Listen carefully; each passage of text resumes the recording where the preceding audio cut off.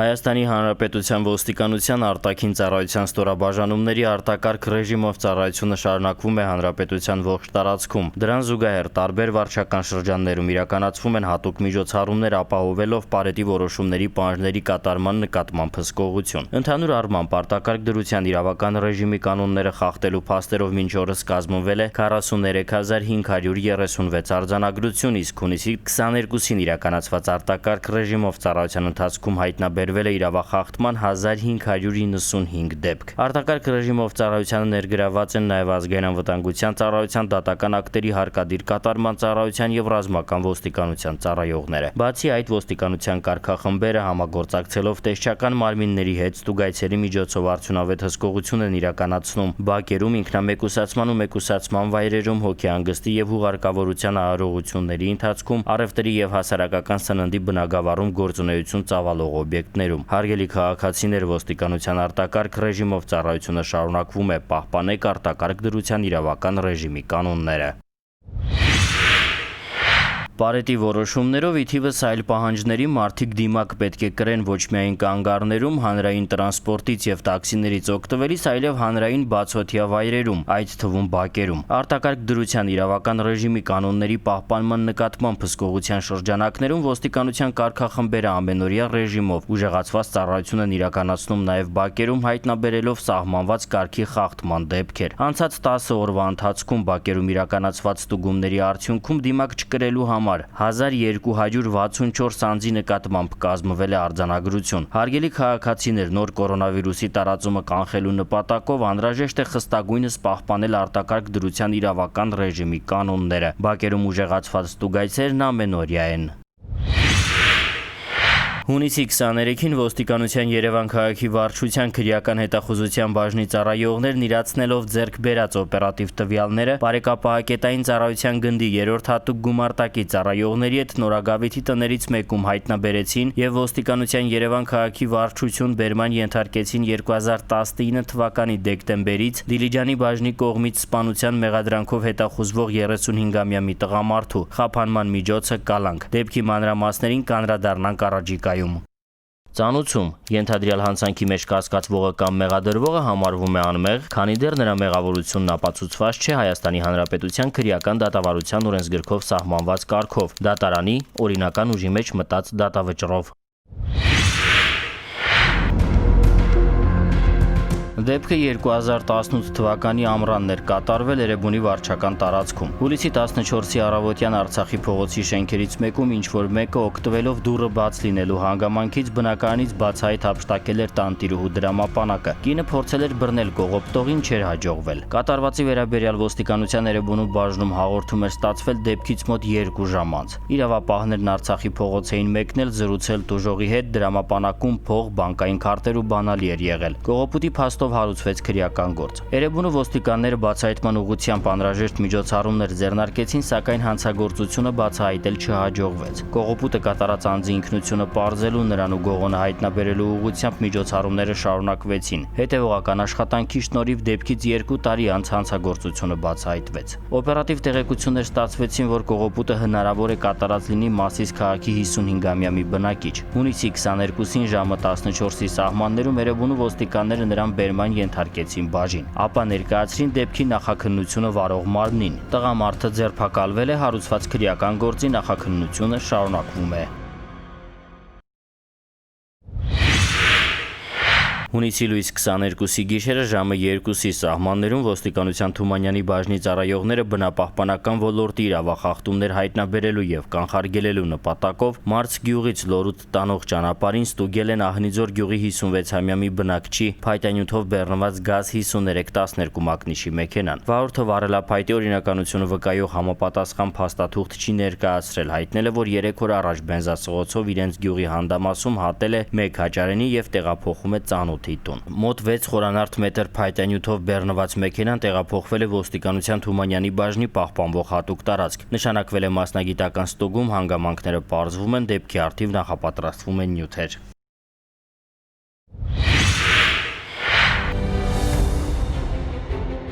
Բարև ձեզ։ Ոստիկանության օպերատիվ հաղորդագրությունների ամփոփագրերի համաձայն հունիսի 22-ից 23-ը ոստիկանության ստորաբաժանումները բացահայտել են հանցագործության 46 դեպք, որից 6-ը նախկինում կատարված։ Մասնավորապես գրանցվել է խարդախության 9, մարմնական վնասվածք հասցնելու 6, յուրացման կամ վատ նման 5, անձնական ունեցվածքի գողության 4, պաշտոնեական լիազորությունների չարաշահման 3, թմրամիջոցի հայտնաբերման և ընտանեկան բռնության 2 ական դեպք։ Արձանագրվել է բռնաբարության կամ բռնաբարության փորձի, կողոպուտի, ապօրինի կամ կեղծ ձեռնարկատիրության, հարկերից խուսափելու, ապօրինի ծառահատման, թմրամիջոցի մաքսանենգության, սպանության սպառնալիքի, ծնողի կամ այլ մերձավոր ազգականի և երեխայի միջև տեսակցության իրականացմանը խոչընդոտելու և անհետաձգելի միջամտության որոշումը կամ պաշտպանական որոշումը դիտավորությամբ չկատարելու 1 ական դեպք։ Հայտնաբերվել է 1 անհետ կորած և 4 հետախուզվող, կամավոր ներկայացել է 2 հետախուզվող։ Գրանցվել է զենքզինամթերքի կամավոր հանձնման 2 դեպք։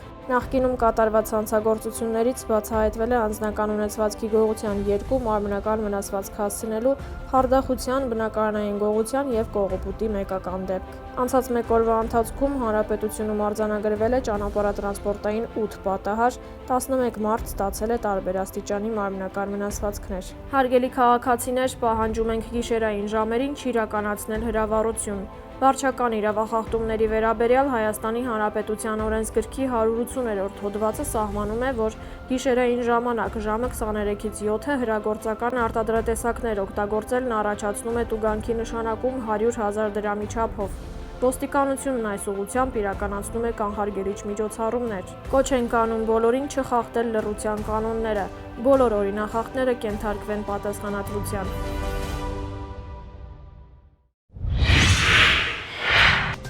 Վերջին սերնդի բիոքիմիական լաբորատորիայի անալիզատորը Թովմասյան բարեգործական հիմնադրամի նվերն է ոստիկանությանը։ Հունիսի 23-ին այն պաշտոնապես հանձնվեց ոստիկանության պոլիկլինիկային։ Ներկային ոստիկանության պետի տեղակալ Հայկ Մհրյանը, Թովմասյան բարեգործական հիմնադրամի հոգաբարձուների խորհրդի նախագահ Արտակ Թովմասյանը, ոստիկանության բժշկական վարչության պոլիկլինիկայի հոսպիտալի ղեկավար կազմն ու բուժանձնակազմը։ Որոշում ընդունեցինք նվիրաբերել բիոքիմիական անալիզատոր և ինչպես նաև պացիենտ մանիտորներ, որոնք անհրաժեշտ են և շատ կարևոր։ Դա կարևորացին մեր հանձնաժողովի անդամները, հատկապես պարոն Բակունցը, քանի որ նա ավելի լավ տիրապետում է իրավիճակին։ Մոտ 1.5 ժամ հանդիպումից հետո հասկացանք, թե որ դա ավելի կարևորագույն հարցերից մեկն է, որը պետք է օգտակար լինենք մեր ոստիկանությանը, քանի որ նրանք գտնում են առաջին գոտում նույնությամբ, բժիշկների հետ միասին, ամեն օր հազարավոր մարդիկ մեր երկրում իրենց պարտքն են կատարում, իրենց պարտավորությունն են կատարում մեր երկրի առաջ և առաջնային հարցեր օգտակար լինելու համար։ Դա էր հիմնական, որ որոշեցինք նվիրաբերել վարչությանը։ Բիոքիմիական լաբորատորիայի անալիզատորը տեղափոխվեց ոստիկանության հոսպիտալի լաբորատորիա։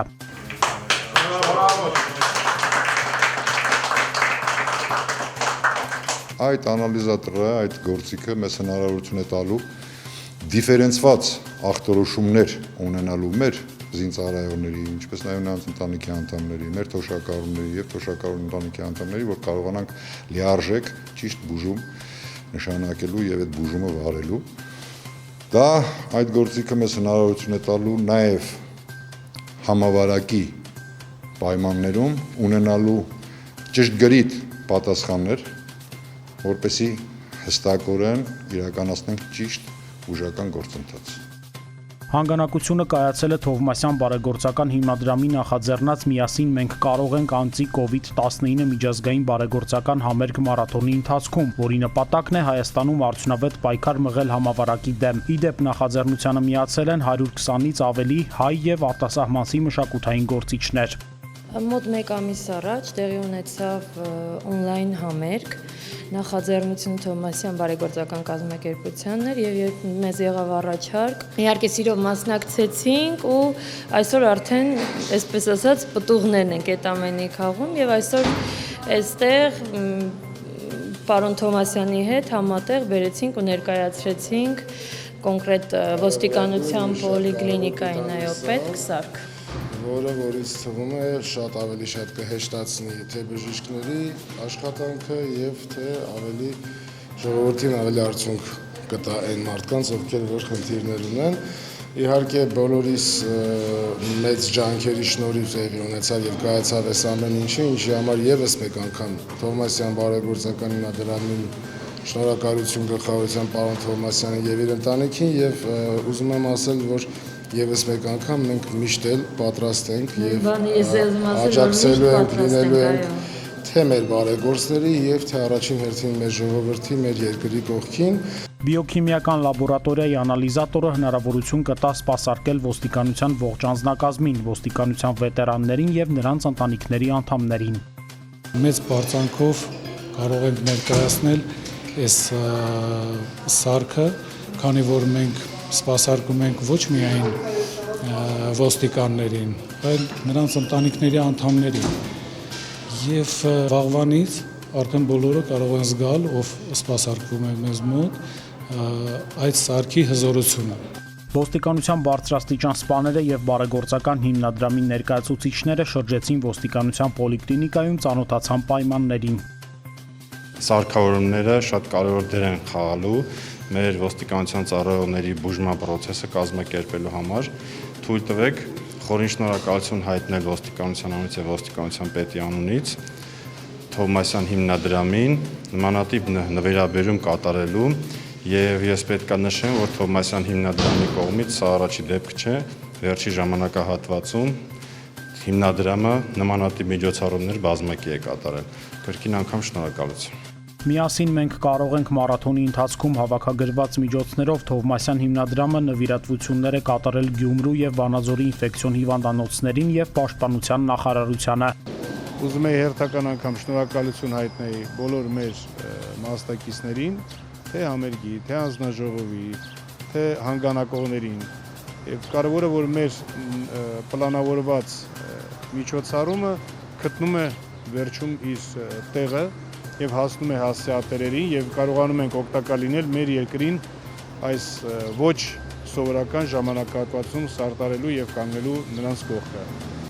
Հանգանակությունները շարունակվում են, ցանկացողները կարող են միանալ բարեգործական առաքելությանը եւ դառնալ մի կարևոր մասնիկ մեր երկրում համավարակի դեմ պայքարի գործում։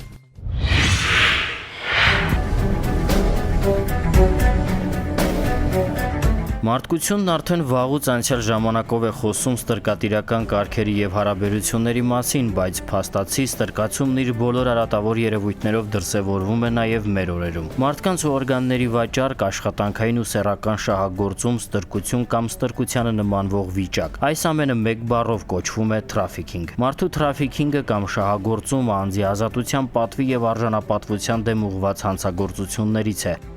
Հայաստանի քրեական օրենսդրությամբ քրեական պատասխանատվություն է սահմանվում մարդու թրաֆիքինգի կամ շահագործման, երեխայի կամ հոգեկան խանգարման հետևանքով իր արարքի բնույթն ու նշանակությունը գիտակցելու կամ դա ղեկավարելու հնարավորությունից զրկված անձի թրաֆիքինգի կամ շահագործման համար, ինչպես եւ շահագործման վիճակում գտնվող անձի ծառայություններից օգտվելու համար։ Մարդկանց թրաֆիքինգը շահագործման նպատակով մարդկանց հավաքագրելը, տեղափոխելը, փոխանցելը, թաքցնելը կամ ստանալն է, որն իրականացվում է հանցավոր միջոցների օգնությամբ, օրինակ բռնության կամ դրա գործադրման, սպառնալիքի, խաբեության, վստահության չարաշահման, վիճակի խոցելիության օգտագործման եւ այլ եղանակներով։ Մի շարք երկրներում մարդու թրաֆիքինգի դեմ տարվում է կանոնակարգված պայքար մասնագիտական ուղղվածություն ունեցող իրավապահների կողմից։ Մեր երկիրը դասվում է այդ շարքին։